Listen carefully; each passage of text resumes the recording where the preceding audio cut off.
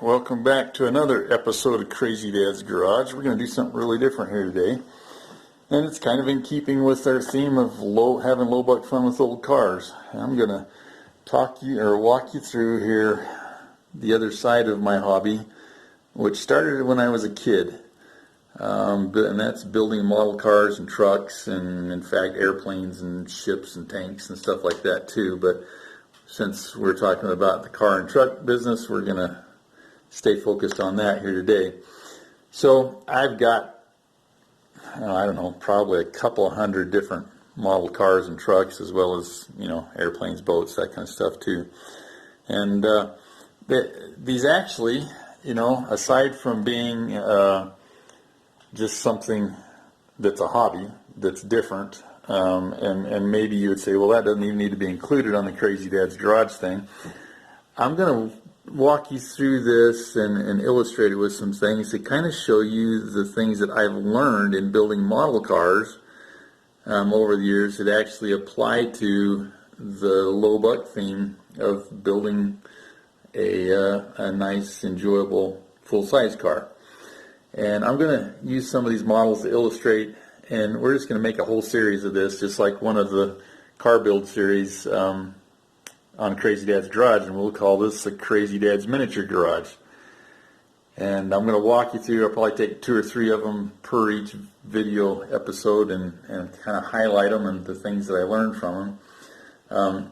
And actually, to go back from a history standpoint on these things, I built my first model car when I was probably in 4th grade, I think. And I actually don't do this a whole lot anymore. If I have time, I prefer to be out in my garage working on a big car. But it's fun to me to still do it, and occasionally I'll do it, especially if I'm going to be sitting down for a long period of time doing something else. I'll pull out a kit and just kind of play around with it in my spare time there as I'm got my brain engaged somewhere else. But anyway, a lot of these, what you won't know here is a lot of these cars are, there's several of these that are first-time original builds. There are in this collection, this pickup, that 56 Ford Victoria back there, and this car are actually rebuilds of some stuff I did when I was a kid. Well, that's not even true. This one, I don't know if I did it. Maybe it was one of my brothers did it, and I took it apart and rebuilt it because it was really poorly done because we were kids. That one back there, I actually found it in a box of other models that I'd picked up. And this one was one that I'd started and got it almost finished, and it was really poor quality, and so it's actually one of the most recent ones that I've done. I tore it all apart and went back through and detailed it and changed the paint scheme on it and finished it out, and it's been a lot of fun. So anyway, I'm going to use these cars to illustrate some of the concepts that I've learned that apply to building big full-size cars, and really this was what sparked my interest in building hot rods in the first place, was the process of going through and building these things.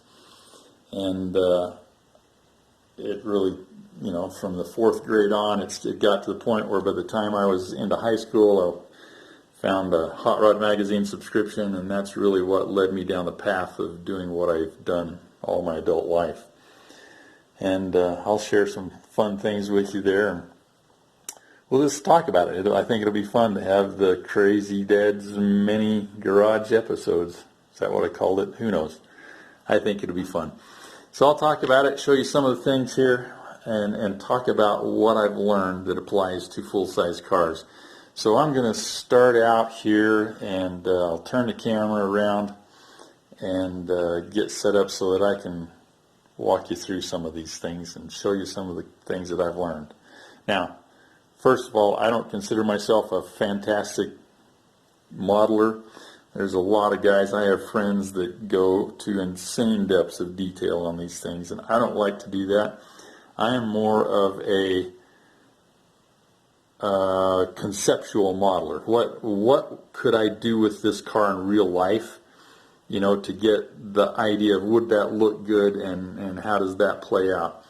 And I'm more focused on that than I am on the detail side of the model car hobby. And that's something that you'll find is different guys do it for different reasons. And mine's very different from the guy who wants to have a highly detailed model with every wire and nut and bolt and switch on it. So anyway, let me flip the camera around and I'll pull out a couple of them here and we'll talk about them. All right, so I'll talk about these three here in this little section of the video. These three are some of my earlier efforts. It was after I'd got quite a bit of mileage and quite a few skills developed. If you see some of my real early ones, they're really bad.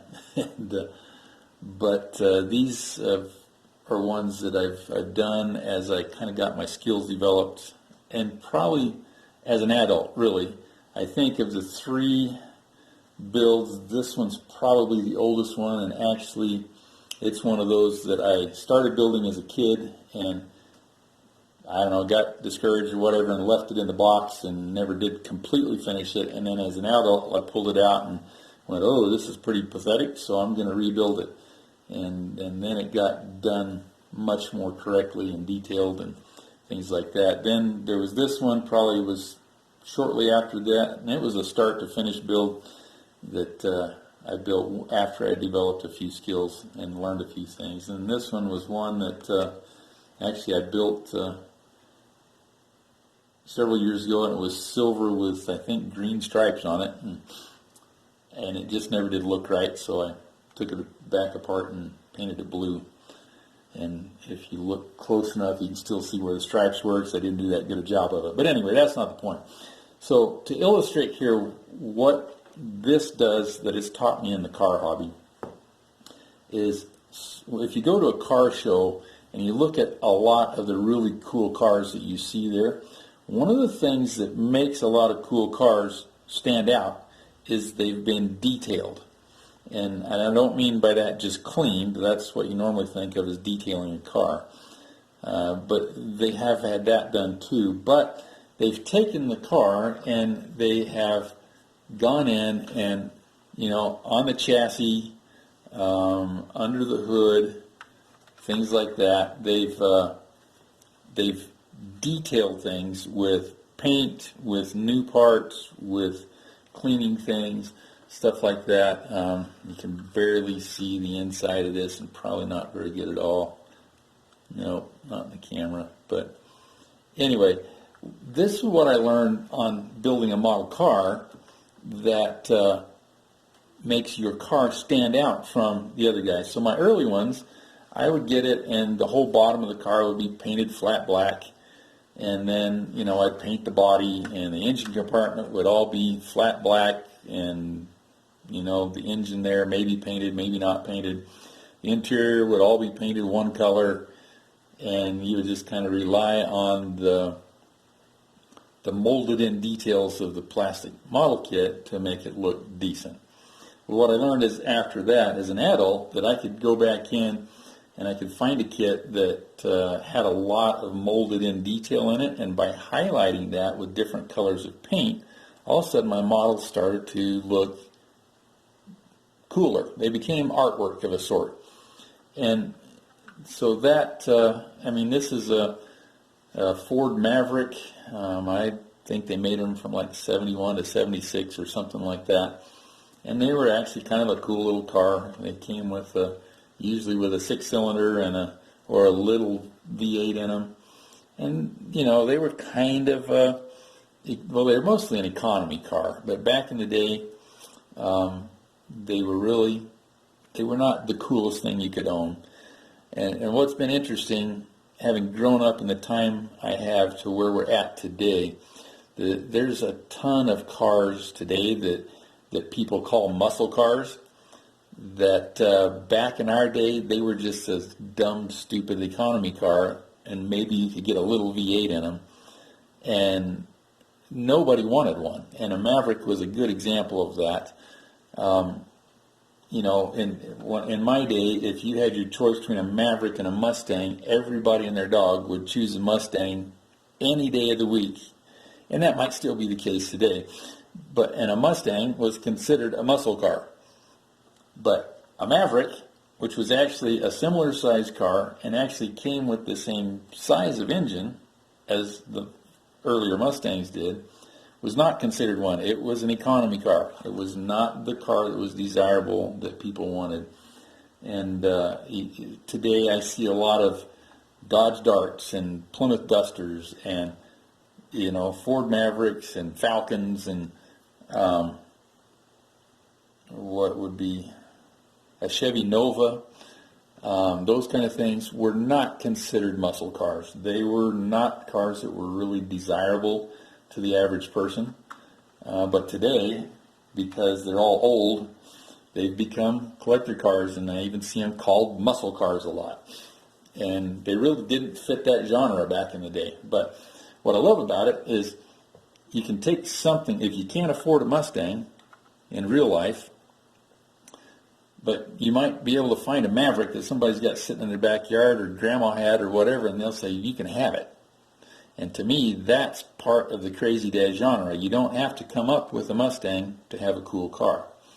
But if you can come up with a Maverick, and you can do essentially the same things to it as you could with the Mustang, but to buy a Mustang like this that's a drivable old junker today would probably cost you $3,000 to $5,000 at least in my area of the country, and if you're in California, it might be $10,000 for a junker.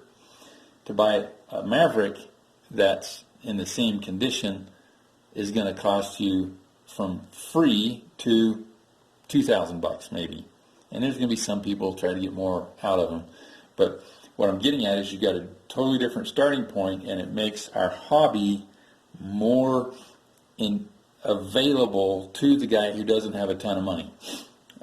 To restore a Mustang, well, the nice thing is if you go to restore a full-size Mustang, most of the parts are available aftermarket, but aftermarket parts are expensive. If you go to restore a Maverick, there aren't any aftermarket parts. So what you really need to do is get a complete one, which we've talked about over and over at Crazy Dad's Garage in our intro videos, or you got to find a second one that's a parts car that you can rate all those extra parts off of. And so there's a little bit of Crazy Dad philosophy in there. Now, some of us have a Mustang sitting in our backyard or some other real desirable muscle car, and it might be really valuable. But for some reason, we inherited it from Grandma, something our dad had, or we picked it up in some crazy circumstance years ago. And today, we could probably turn around and sell that Mustang for $5,000 to $10,000, or we have it, so it is a good starting point for a Crazy Dad project. If it's complete, if it runs, all those things we've talked about over the time of doing this. So that's kind of part of it. I'll flip through this one a little bit since we've been talking about it. So it's a 66 Mustang. I actually had one of these when I was a kid. It was, it was the first car I actually owned of my own. And I didn't even own it because I never could get the title on it, which is why I don't still have it. But anyway, a friend of mine had one for a parts car because he had a 66. It was a lot nicer. He bought it, took the parts off of it he wanted, and then he gave it to me. And I took it, had a 6-cylinder engine in it, and I tore it apart, rebuilt the 6-cylinder, and got it drivable. And we actually drove it maybe 100 or so miles out in the country. But never could get the title to it, and so ended up going down the road in a trade to another friend. I'm one of those guys that has a ton of those stories of the muscle cars that I missed when I was young. But this one is again, it's not hyper detailed. You can see I didn't spend a ton of time on the undercarriage of it or anything like that. But by doing a couple little things, it just kind of makes it stand out, and you go, yeah, that's a respectable little job that I did. One of the things I like to do that most guys don't do, if you look at this, so this car had 4 equal size tires and wheels on it, and I'm a guy that likes my cars to sit up in the back and be lowered in the front. And a lot of model car builders, most of them, They want their front wheels to turn, to rotate, and to be able to turn left and right. And so they go to extreme amount of detail on that to get that to happen. And, back wheels need to roll and things like that. Well, I'm not that way. I'm trying to say, what would this Mustang look like if I had it in real life? I would lower it, and I don't care what it does because it sits on my shelf for 99.99% of its life, and once every 5 years I pick it up and show somebody this. So I don't care if the wheels move on it. I don't care if the doors open, any of that kind of stuff. I just want it to sit there and be like a picture on your wall, and that's much more authentic to me to make it work out that way. So I've done on this one what I do on a lot of my cars is the wheels are glued in place, and they are, this one I drilled some holes so that I could move those back wheels up into the body a little bit, and then these, it does have a metal axle in there. So anyway, I've drilled the holes in it too, higher up so that it sits even higher up in the body, and you can't see it very good, but when it sits there, it's got that back to front rake on it that we call it in the hot rod hobby, and that's what I learned about it. So this one, again, you're not going to get any good interior shots of these things, but this one's been detailed up with multiple shades of tan and with some silver and black in it and things like that to make the interior look much more realistic. So there's that one. This one here was actually, it was an original build that I did, so this is the condition that I built it into. It's a probably, I don't know if this one's a 72 Datsun 240Z. Probably says right there, but I can't read it. It might be a 260. It says 240 on it. So this was, the Datsun 240Zs were Nissan, used to be Datsun before they changed the name. It was their attempt to enter into the American sports car market, and they nailed it with this car. It was an extremely successful sports car. They're very tiny. Actually, if you set it up next to that Mustang, I don't even know that that's accurate. In fact, I'm quite sure it's not. These are supposed to be the same scale, but this car was actually quite a bit smaller than the Mustang. And they're very lightweight. They came with a 6-cylinder engine in them, overhead cam engine. They were kind of fast. They weren't as fast as a muscle car, but they handled pretty good. And they're very lightweight, and so they've got a really great racing reputation in the sports car circuit. And this one, this kit was one that I could have done the race car version of it, but I didn't want to because it was a little more complicated. However, if you look into the inside, if you can see in there at all, it's got a race interior in it. So it's got just the driver's seat, and then it's all aluminum interior and roll cage and things like that. There you go. And now I've got that stuck. So this is backwards, by the way. These things, the hood on them, actually open forward like this. And it looks like I've got all the parts there to make it work, but it's not hooked up correctly now. So anyway, I went in that one, and again, I just used paint to put some details in the thing. And all of a sudden, it starts becoming a more attractive model that you can see in there, some of the pieces. You flip it over, again, more detail on the bottom of it. If you can see up close there, even at this stage, I started learning that, I don't have to paint this whole part over here. There's other little areas in it that I can highlight with a different color. I can paint the bolts on the transmission cross member there a different color so they stand out. They can paint the boots on the rack and pinion steering color different, or steering rack a different color. and it starts, the detail on things starts to stand out.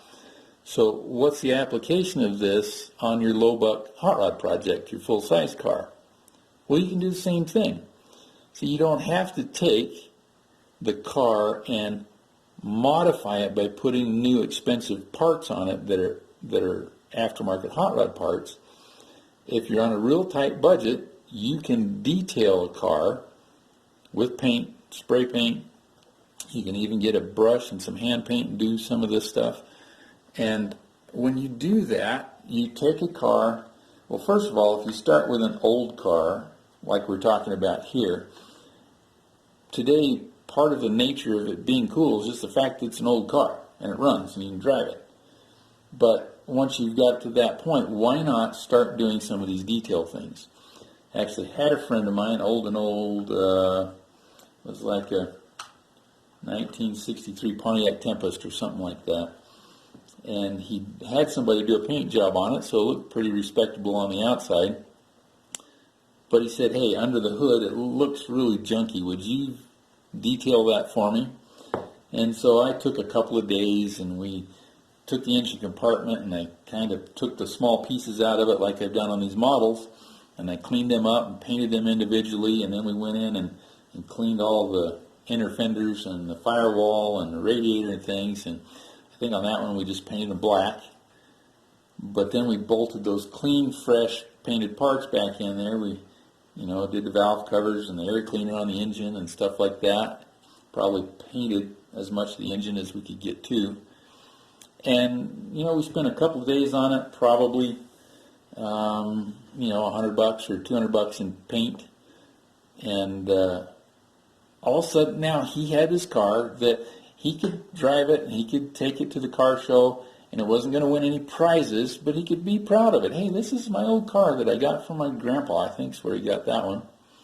And we can do that, I practiced on model cars. Now I take that and I transfer those same thought processes and those skills that I learned there into my full-size Crazy Dad Camaro, Crazy Dad Lotus, Crazy Dad bump side, the ones that we've got done now. And all of a sudden we start turning them into something that we didn't have to spend a lot of money on, but it's a cool old car. And when we go to the car show with it, there's going to be a lot of people who are going to walk through the car show and are going to say, I wish I had something like that. But they think they've got to spend a ton of money on it, or they've got to have all these mad skills to do it, and you don't. And so that's some of the lessons right there that I've learned from model car building and how they apply to what we do at Crazy Dad's Garage. So I'm going to end this video here, and we will start another one, and I'll introduce you to some of these other cars and teach you a couple things I learned there.